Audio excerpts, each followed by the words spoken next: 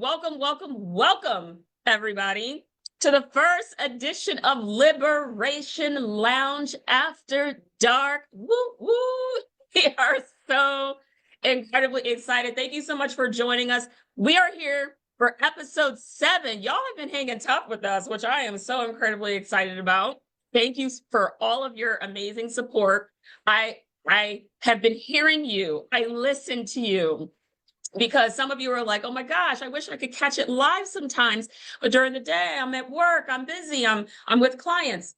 I heard you, which is why we are periodically going to do Liberation Lounge After Dark. Okay, so I am super excited that episode 7 is an After Dark edition, and I am elated that I have one of my dear sister friends who we have. Oh my gosh, we have probably known each other now for about 5 years or so. Yeah, probably more. And yeah, but maybe more years. by now. 7 Yeah, years. 7 years. Woo! That is crazy. Okay, so we have known each other for 7 years. And honestly, because of the connection and the collaboration that we have had in business, we have continued that relationship in so many beautiful ways. And that is one of the things that we're going to be talking about tonight, because tonight's topic is called Liberation in Love and Relationship. And we're not just talking about romance, right? So we're going to get into it. Ladies and gentlemen, and all of our viewers, please welcome to the virtual stage my sister from another mister, none other than the great Ariel Samone. Miss Samone, how you doing tonight?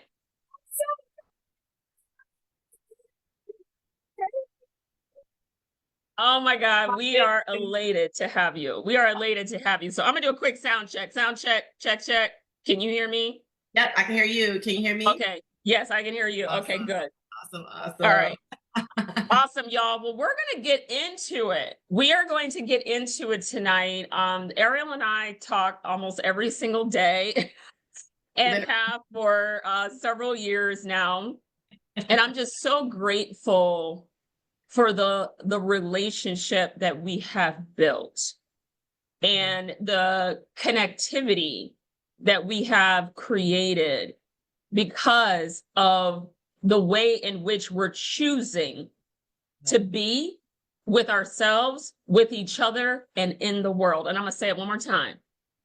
I'm so excited about the relationship and the connectivity that we have created because we chose.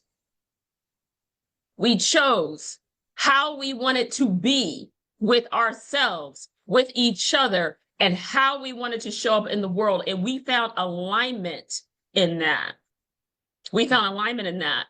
And so as we get things started tonight, Ariel, if you could just tell our viewers a little bit about you, just give us an introduction, who you are, what you're passionate about, and some of the amazing things that you are working on right now. So we'll start there. Absolutely. First, I want to say thank you for having me, sis. This is amazing. I remember when this was in the creativity space, in the ideation space, and for it to be in the world is remarkable. And so I really just want to say thank you for being you. Thank you for being a stand. Thank you for causing this, right? For making this happen. So hello, family. I'm Ariel Samone. Some of you guys know me, some of you don't, and that is absolutely fine. I am a transformational coach. I always say that I'm nothing more than a vessel, but my passion is to see women, specifically Black, Indigenous people of color, be able to go into the world and live their purpose-driven life.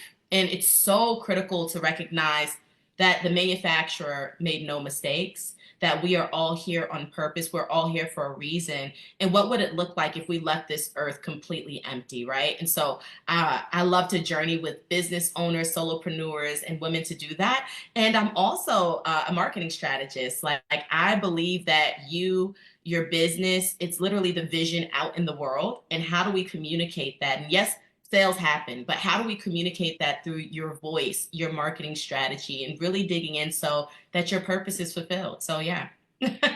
Awesome. Oh my gosh. Oh my gosh. Yes. So digital marketer extraordinaire, as well as amazing transformational coach. And She's got some like insanely powerful stuff, y'all, in the work. So you want to be sure that you continue to follow Ariel Small on Facebook and Instagram. Okay. So let's get into the conversation. Tonight's topic is around liberation in love and relationships. That's what we're going to be talking about tonight. And I know everyone always wants to jump to a romantic relationship, but really it starts with relationship with self, right? Because we can't really begin to have joy or fulfillment in any relationship, whether that's platonic, like a friendship, or even a romantic relationship, or even a familial relationship, a work relationship, a business relationship or partnership. We can't even really begin to go down that path until we have really created a solid relationship with self. So, what was that journey like for you to really get to a place where you were in love with Ariel? Yeah. It's great that you're starting here because a lot of times we skip that. But I'll tell you, when it comes to relationship with self, we've discussed this for years, April, that healing hurts. It does. And that's why a lot of people don't want to do it. But you can't have capacity to heal your community, heal the world, heal others if you haven't healed yourself. And so I really find that it starts with authenticity, being Mm, vulnerable with yourself with those moments, those dark spots, and really calling into reality like, wow, that situation was traumatic for me, or that relationship probably wasn't the best for me. And how do we call ourselves and hold ourselves accountable to say, okay, I have to heal. Like, I have to do the work. It started with therapy, and it didn't start with staying with one therapist, but it started with me finding the therapist that was right for me. It started with, personal development courses that I'm like, hey, this is different, but let's give it a try. It starts with the tough conversations that a lot of us kind of stray away from. And then really taking inventory of the relationships that we have and that we're held to account for. Like, I remember 5 years ago, 7 years ago, 10 years ago, I had friendships that I no longer have. And mhm, that's because I had to be honest with myself, like, wow, that relationship doesn't serve me. That environment doesn't serve me. And so mhm. healing through the hurt so that you can get to your authentic self. I must say that. That's so good on so many levels. And you and I have done a lot of work on the principle of integrity, Woo. right? Whew. That it's like, that sends like an effervescence up through my whole beingness just to even say the word, right? And so we've done a lot of work Yeah. on what it means to actually be in integrity and to really be honoring our word, which is different from keeping your word. It's about honoring your word and honoring yourself, Yeah. right? And so many of us, as you shared, we have to go through a process of healing. And oftentimes that healing comes as a result of always trying to put other people's needs first, Mm-hmm. right? Trying to put other people's needs first. And so, you mentioned that as you went through this process, the Bible calls it pulling the wheat from the shaft, Mm. right? And you said something to me that was so potent. Like sometimes you hear stuff and it's so efficacious. You're like, oh my gosh, like That's it. that's it. And the Yeah. term that you utilized was purifying the tribe. Purifying the tribe. And I can just say for myself over the last 2 years, that is exactly what has happened. Yeah. Is my tribe has gotten purified. It's like, can Distilled. we walk through the fire and come out like pure gold on the other side? And guess what? If you can't walk through that fire, then you may not be able to meet me on that other side. Fact. Right? That's So let's talk about that, about what does that really mean to go through the process to purify your tribe? Tell our listeners what that actually means. Yeah. So first I want to start. April brought up this word that so many of us think that we get, but we don't. And that's Mhm. integrity. Right. And Yeah. when we hear integrity, we hear morality. And that's Hmm. not what we're talking about here. The best way to think about it is, hey, if this bottle is supposed to hold this water, right? This sparkling water, and it doesn't, there's a hole in it, then that means that it's out of integrity because something's not working here, right? It means if this phone is supposed to work and it doesn't have a signal, it doesn't make the call, it's out of integrity because something doesn't work. So we're talking about in the sake of workability. And Yes.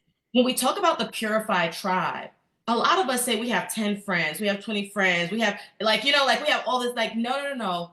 Purifying your tribe down to the point where it is distilled, it is refined, it has been tested, it has been tried. These are the people that, you know, if you call them at 3 in the morning, if you're going through a certain part of your life and you need input, you need somebody that's like, this is what I think you should do, you can count on them. And Yeah. there are a lot of us that have this inner circle, April, that we would be like, I wouldn't trust you with my children. I wouldn't trust you with my life. I wouldn't trust you with my business. I wouldn't trust you with this input. Then how are they your inner circle? Like, we Yep. really need to really like think of it as this process of like or like the process of that making of a diamond, right? Like, what's the refinery process? What's your checklist to say these are my people? Yes. Yes. Yes. So the distillation and the refinement, right? Two key words that you just shared there, the distillation and the refinement. And I think oftentimes we all have relationships that we have defined as friendships. And these are really just people that are attached to us Yep. for a reason that is beneficial to them. And when that benefit is no longer present, Yep. then that relationship is no longer present. And this became so clear to me when you shared with me the concept of attachment versus commitment, because that's really what we're talking about right now in this process of really purifying your tribe and being willing to hold yourself to account, but also to hold the people in that purified tribe to account. And that, because that's real love, y'all. Yeah. That's real love. That's real relationship. When you all can hold each other to account for what you stand for, right? And this became very apparent to me as I began to transition into my new life.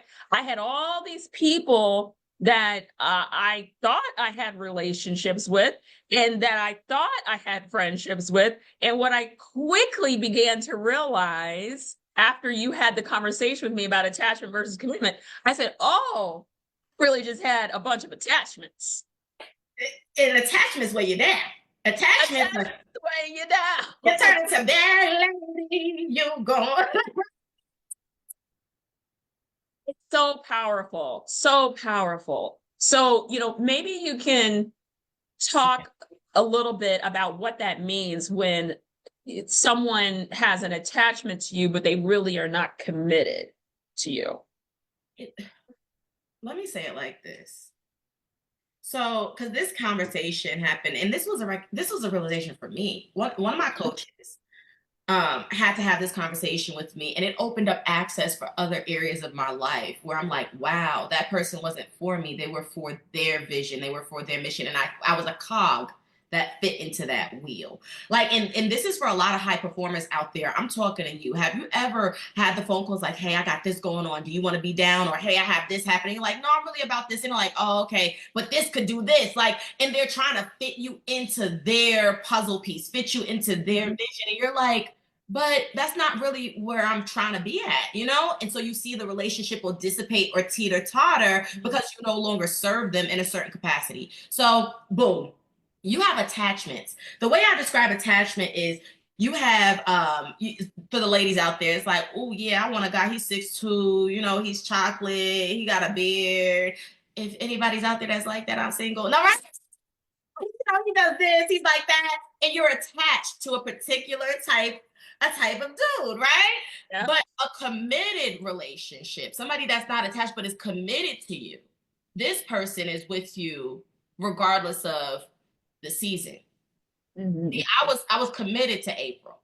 I was Mm-hmm. committed to April for her well-being. I was committed to April for her vision, for her purpose, for her living a full life.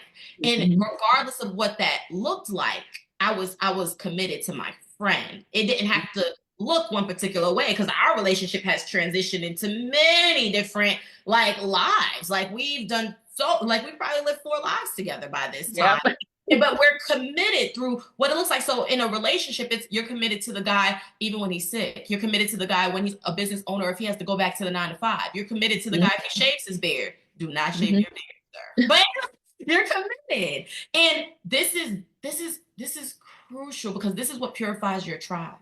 You Mm-hmm. start to see who's attached versus committed. When I was building within network marketing, some people Mm-hmm. just couldn't get it. Like, why aren't you consulting anymore? Why aren't you this, that, and third? Like, this is where I'm at. Are you committed to me? Or are you attached? Yes. Like when I didn't go Yes. to law school or med school and I decided to become a creative and open up my business, are you committed or are you attached? And so Mm-hmm. you start to be able to look at your relationships like, wow, is this person committed to me, who I am in this world, or are they just attached to how I can serve their purpose, their vision, their facade of what life is supposed to look like? It's getting hot in here. It's getting hot in here in such a good way because this is so key. And I really hope everybody is like dialed in. This is actually one of those liberation lounges where you might want to take notes. This is like a note taking session, okay? Because what you're talking about is so critical. It's so critical. And really, what that commitment is rooted in, it's rooted in unconditional love for that person and their well being. That's what it's rooted in. Even if it doesn't fit the vision that you may have seen for that person. And I'll never forget a conversation that I had with someone who was a top leader in the company that we used to be a part of, right? Yeah. I'll never forget the conversation. And I had landed a really significant speaking engagement. Mm-hmm. Okay. Mm-hmm. And I remember this person saying to me, you know, April, that's kind of a rough life. It's kind of a rough life.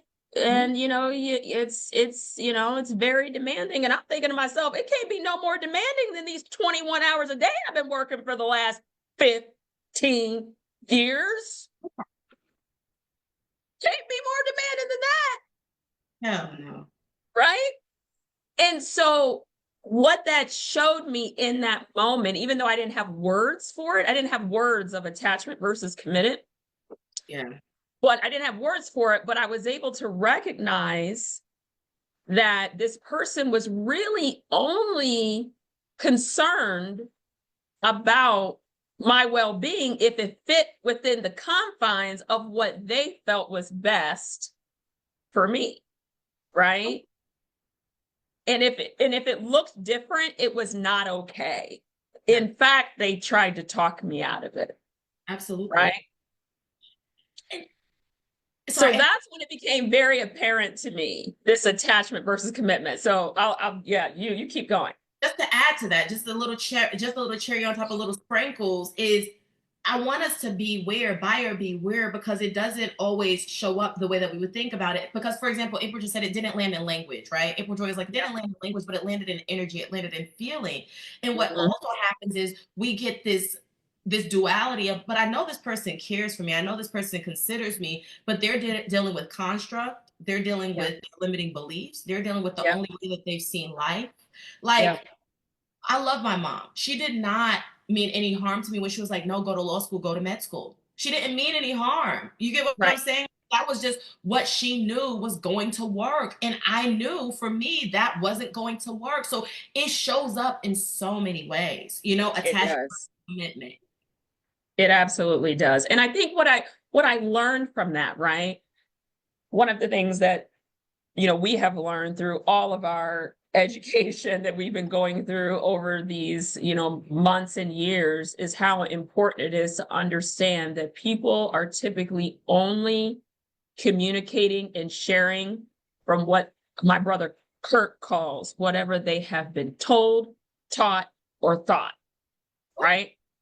Whatever they've been told, taught, or thought. We're going to have Kurt on the Liberation Lounge at some point because he's just a wise soul. But that's the context by which people are often communicating to us. It's just whatever they've been told, taught, or thought. Your thoughts or your belief systems, right? Whatever you've been told, right? Or whatever you've been taught. Essentially, it's all coming from this big P word called the past, right? And that's what shapes your other big P word, which is paradigm. Paradigm. Yes. Yes.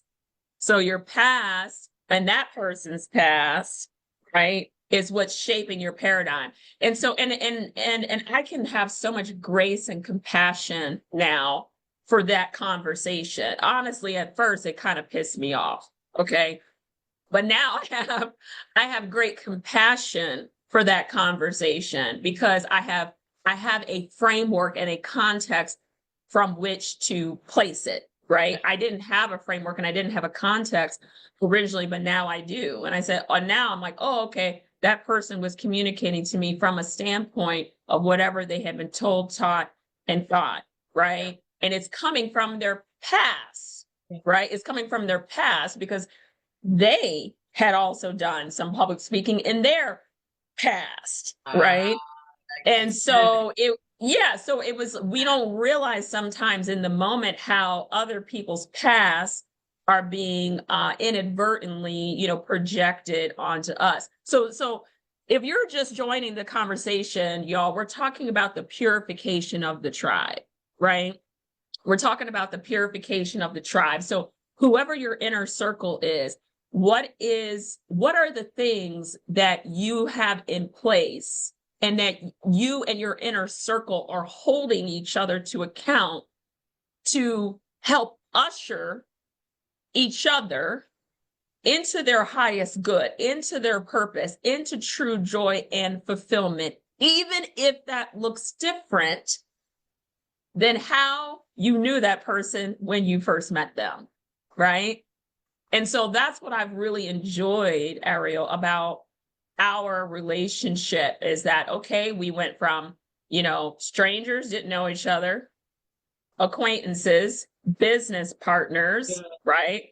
And then you go into a different direction. And then about 3 years later, I go into a different direction, business wise, right? And professionally. And through all of that, we had maintained this beautiful synchronicity. Why? Because we were committed to the destiny of each other, right? Absolutely. And because of that, we have been going through this purification process together where we now have that purity, right? Of, okay, you know what? I'm taking a stand for Ariel's highest good, and Ariel's taking a stand for my highest good, even though where we started and where we are now looks very different. Yeah. And this is what I want you guys to understand when we say this. It's like, I literally have 5 people. I can count my people on one hand. 5 people, and April Joy is one of them. Like if somebody needed to understand the caliber of relationship, just for them to be able to get it, I would say sister and best friend, so that the world could get it, But for us, it's like this kindred spirit that's like, we're here through like everything in and out. And that takes something. April, you keep on pointing to this, but when it comes to these types of relationship, like your tribe is purified, but it's also because you are as well. Like your tribe holds you to a certain account that it's not comfortable. And it's a place where you get to say, but sis, that's not what you promised, or that wasn't your word. Like there have been plenty of times where April was like, but you need to consider this, or, and it's still out of love, it's carefrontation, as we call it, but it's not soft. It's not You know, it's not like, oh, yeah, I get to do whatever I want. Like this tribe is the tribe that moves you through to what your divine purpose is. And that's what Yes. Yes. Yes. That is so key. So we're not talking about, people that you say what's up to when you see them out. We're not talking about those people. We're talking about the people that are in your life strategically and methodically to be there in your process of fulfillment of your divine purpose. That's what we're talking about. And we had that conversation, right? We're like, I remember we were talking on the phone one time and I was like, I think I have whittled these down to about 5 people. like, And if I ever get married again, these will be my bridesmaids, right? Because that is the level of importance and value and weight that I put on those relationships in that purified tribe, right? And some of these people, y'all, are people that for me are even closer than some blood family members, right? And so that's really the level of relationship that we're talking about. So that's so good. So let's talk a little bit about let's shift a little bit and get into the what does this look like? Because you and I have had a lot of conversations about the process that we've been going through and how that begins to show up in our romantic interactions, right? And I firmly believe that because of the decision to operate from integrity is the reason why I have an amazing man in my life. And that was a decision. I had to decide to no longer be a people pleaser. I had to decide to choose my divine purpose and destiny, even if nobody understood it. Yeah. And nobody agreed with it. Wow.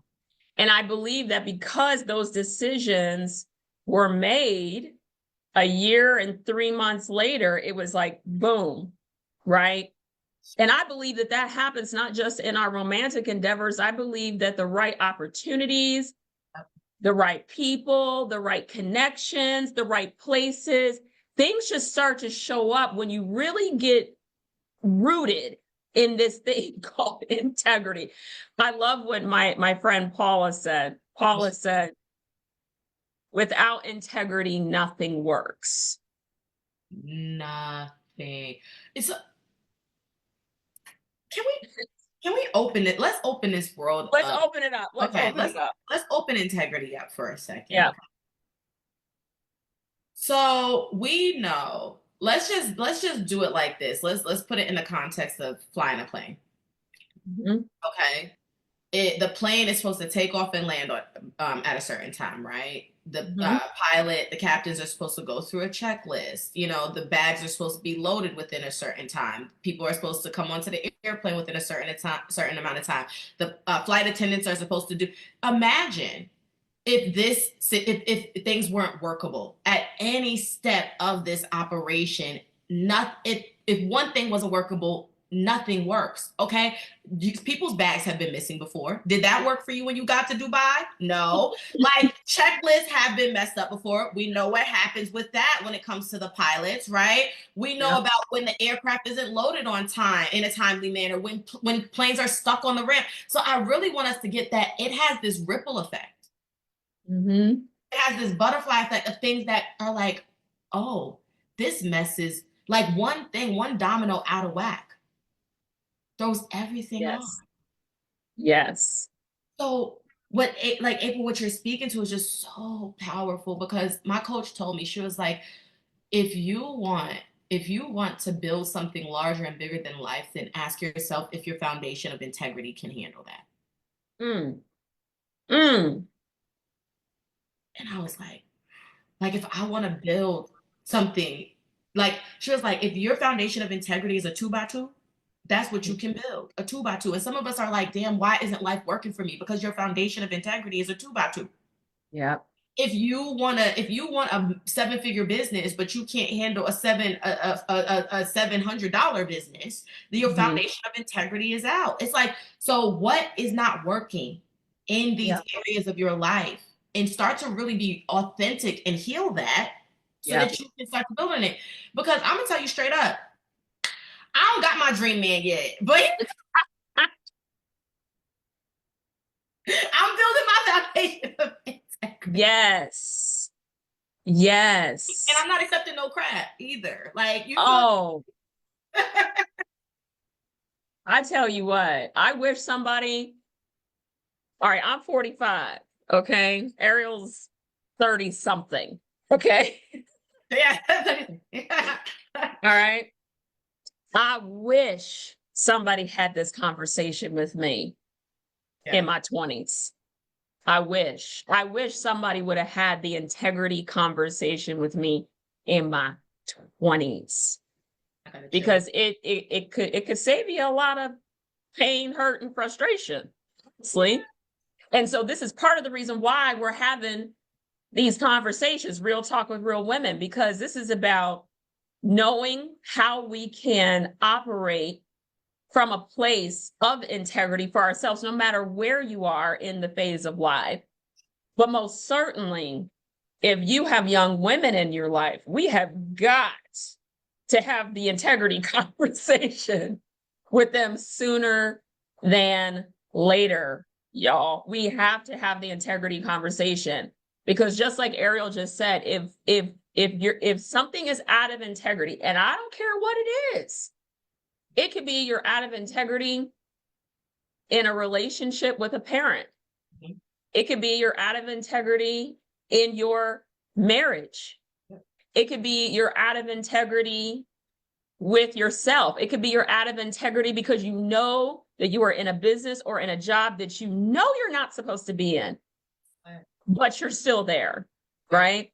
And so as I began to really do the work around integrity, in hindsight, I began to see the reason why life wasn't working, why the math wasn't mathing, was because I was out of integrity in multiple areas of my life, right? And so as we began to shore up these holes in the boat, Yes. okay, as we begin to shore up these holes in the boat, that's really where we're beginning to see the ship have some buoyness to it again, right? But until we do that, we're just going to find ourselves in a really tough place, y'all. We're going to find ourselves in a really tough place. So I really love that. And when you said, like and I tell you all the time, hold out, Oh yeah. hold out. We not Okay. I'm not tapping out on that. Like, I can't. Yeah. Hold out. It's worth the holdout. It's worth the holdout, because once you actually have something that is in alignment with who you are and where you are, it makes it so worth the wait. So for all of you ladies and I'm still single. I mean, I have a great guy in my life. We'll see what happens. But even with that, let's talk about it. Can we talk about it for a second? About the attachment versus commitment, even in the conversation that I've been having with my guy. Yeah. Early on, ladies, hear this. This is how I knew that this man was operating in integrity. This is how I knew. This was literally the first 24 hours that I knew him. Wow. I met him on his birthday, June 7th of last year. And in the first 24 hours of knowing him, I'll never forget what he said. He said, I see the direction that you're going. Like, I see you, first of all. That's big. I see you. That's huge. That's huge. That's like a whole nother episode. Yeah. Okay. But he said, I see you. I see the direction that you're going. And I only seek to add value.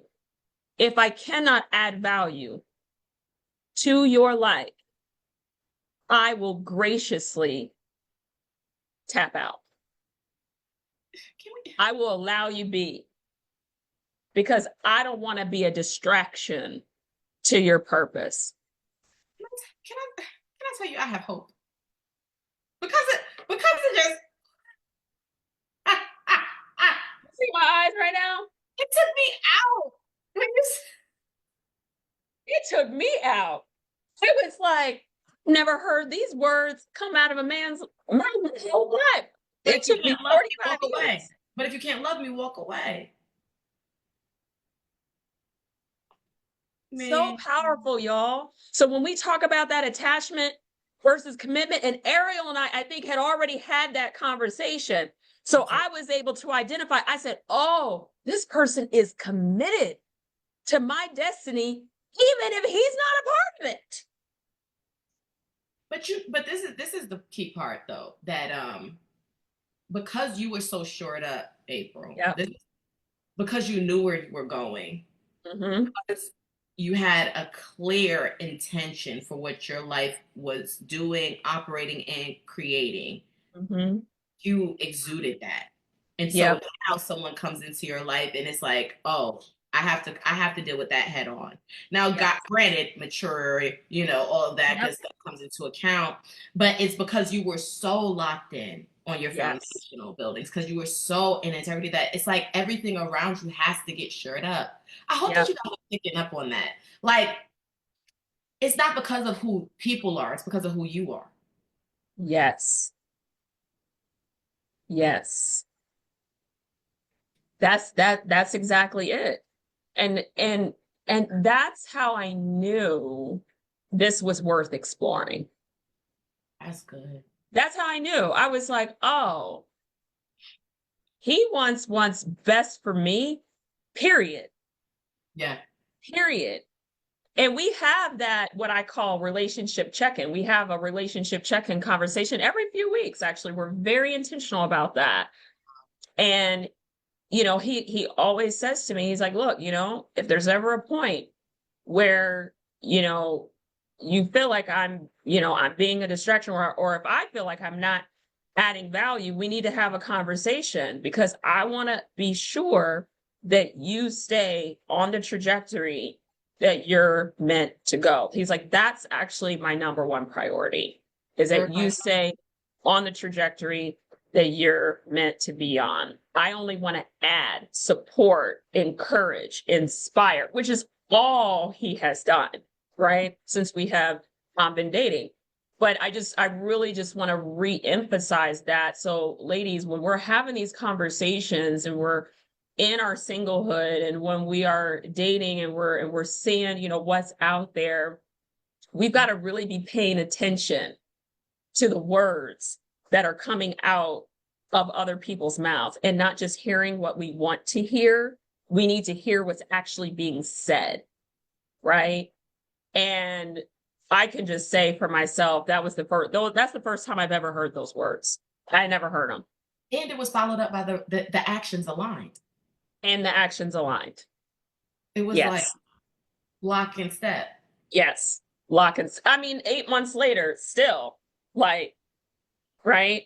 And so that's just so key. I couldn't let this conversation around liberation and love end without having that piece of the conversation, because that is so representative of what we were talking about, attachment versus commitment. It's like, oh, this person is committed to me even if we weren't together. And he even said to me one time, he said, April, if for some reason something didn't work out, between us for whatever reason, I want what's best for you. Like it would be hard for me, but I would lovingly let you go, because I want to see you fulfill your purpose, even if I'm not in it. Now, here's what's really powerful.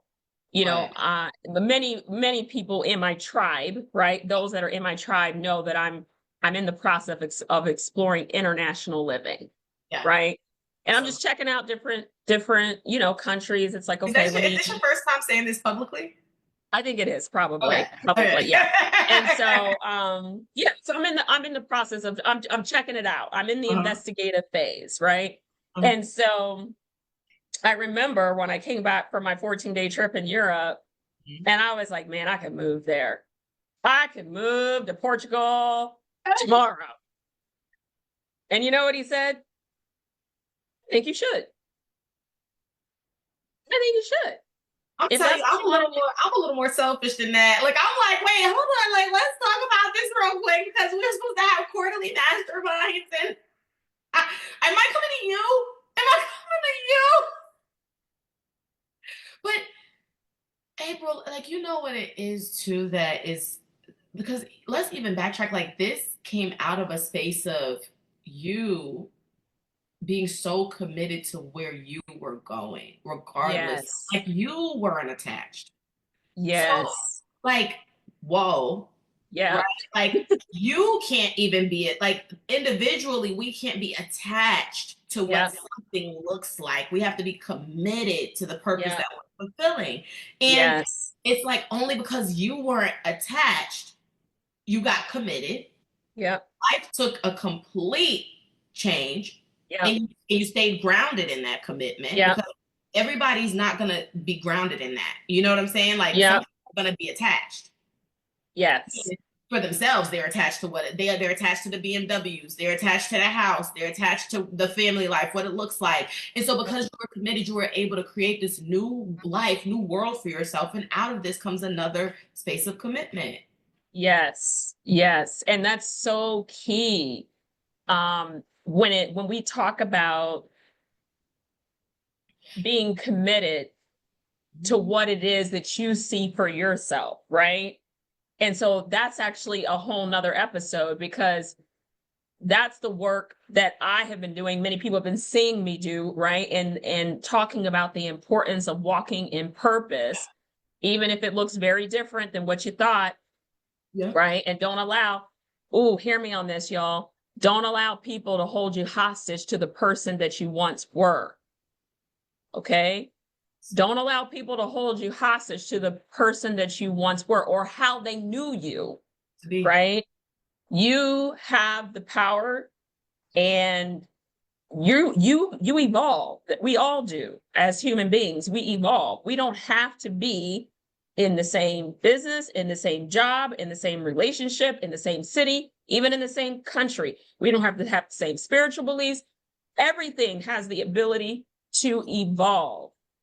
And so we've gotta get really clear on that. We got to get really clear on that because oftentimes people, we hear people say, I feel stuck, right? And it's, well, the only reason why you feel stuck is because you're out of integrity. Oh, because capacity opens up once everything is workable.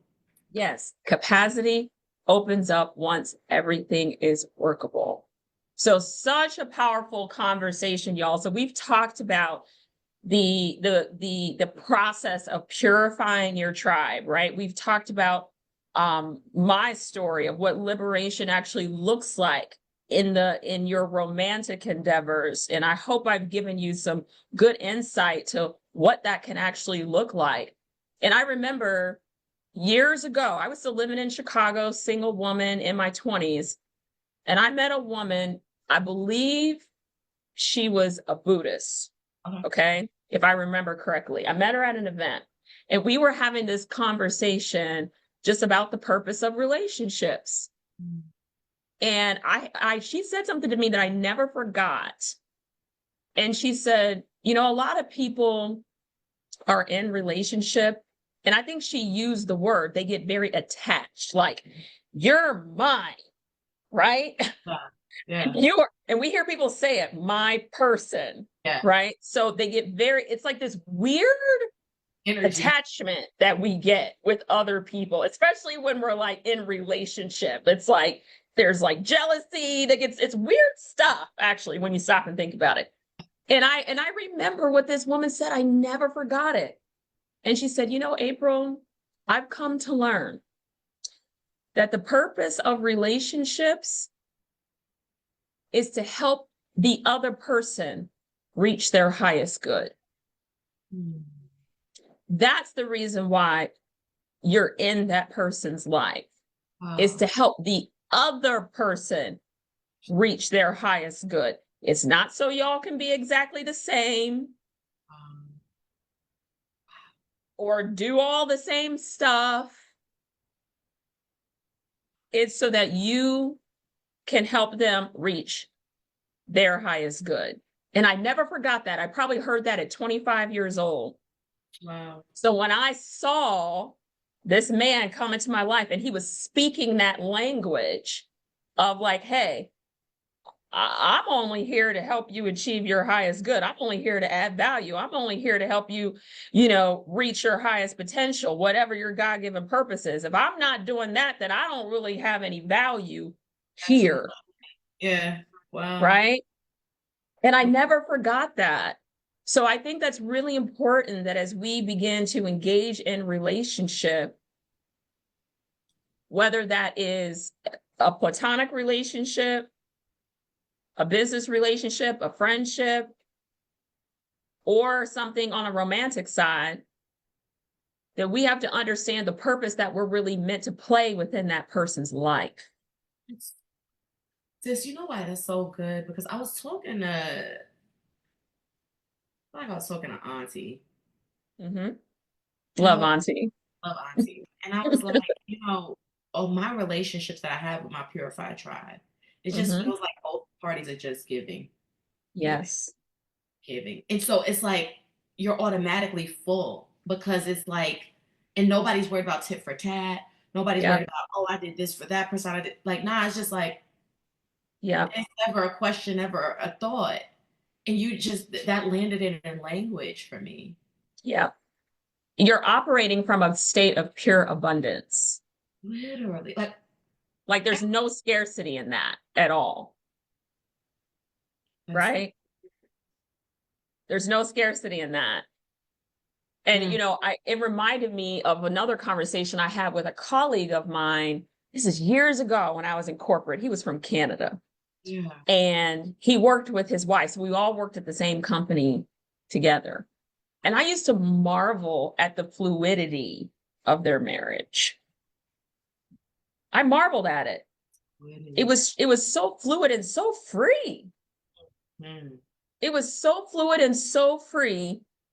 And there was like not even the tiniest tinge of attachment or jealousy or your mind and all that weird stuff, how people can get over time. And they had been married for years. I mean, I think when I was working with them, they had been married for at least 20, 25 years.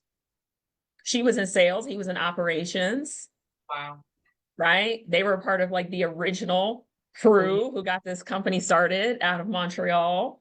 And I Wow. never forgot the dynamic that I had the ability to see, even at that young age, that they were committed to each other, right? But they were committed to helping that person live a fulfilled life without any weird attachment associated with it. And we have to It's like check they were ourselves on committed that. and together, but free. It's like the ego has to die. Yes. Like pride has to die. Yes. Yeah. It was so powerful. So, all of this is like in hindsight, right? It's like I'm remembering these conversations now after we had the conversation around attachment and commitment. I'm like, oh, I've seen that. Actually, know what that looks like. Mhm. Relationship, right? And I remember what that woman said to me at that networking event in Chicago 20 years ago And now now. you're living it. And now I'm living it. And now isn't that something? Yeah. And doesn't that, what's your experience of yourself with you living it now? I think what it has shown me